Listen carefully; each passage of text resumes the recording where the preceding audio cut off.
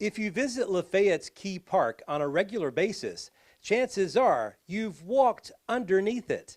And as you're about to see, it's especially nice this time of year. What you're looking at is one of the mulberry trees on the Key Park property. This is the biggest one by far. And this time of year, the mulberries on the tree start to ripen. This tree and others like it are common to our area. The red mulberry that we have here, they're native to Tennessee and the southeast, all eastern United States. Except for up in maybe like Maine and Connecticut, they're sort of endangered actually there. So they've been in our area a long time. They've actually, history goes back to where the Cherokee would use the leaves to make a tea for help dysentery, which is an intestinal infection.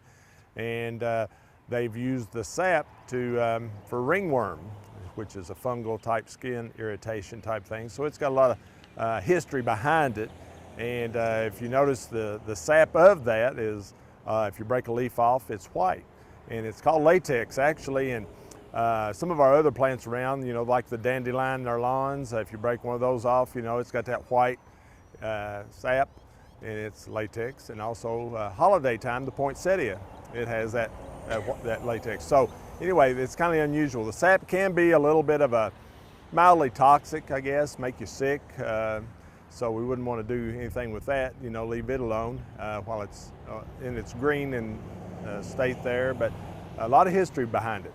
University of Tennessee Extension agent Keith Allen says he learned one interesting thing about mulberry trees he previously didn't know. Some positives about the tree, of course, I always think of the fruit, and it's got a berry that forms actually in June, usually each year.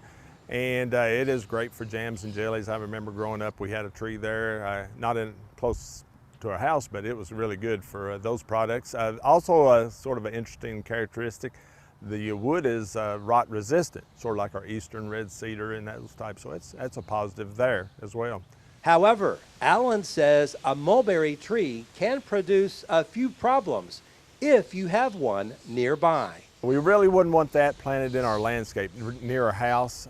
You know, it does, we do like the fruit for it. It'd be easy to go out and pick then, but also it attracts other things, you know, like the wildlife, birds, deer, you know, which are good, but also those, when they digest those, they don't leave a lot of great things behind and has some staining effects and that kind of thing, be bad for our landscape. Also, the roots, they can be shallow at times in a landscape, and if you have it under concrete sidewalks, it can cause problems there.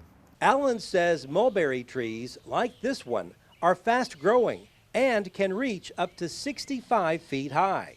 He says you can buy mulberry trees at area nurseries. However, they're not the most popular tree in stock. He says the best time to plant any tree is in the fall of the year, after the extreme summer temperatures have cooled down. And as always, he refers anyone with questions concerning trees or anything else agriculture related to call the local extension office. That number is 615-666-3341. Reporting from Lafayette, Barry Hyatt, NCTV.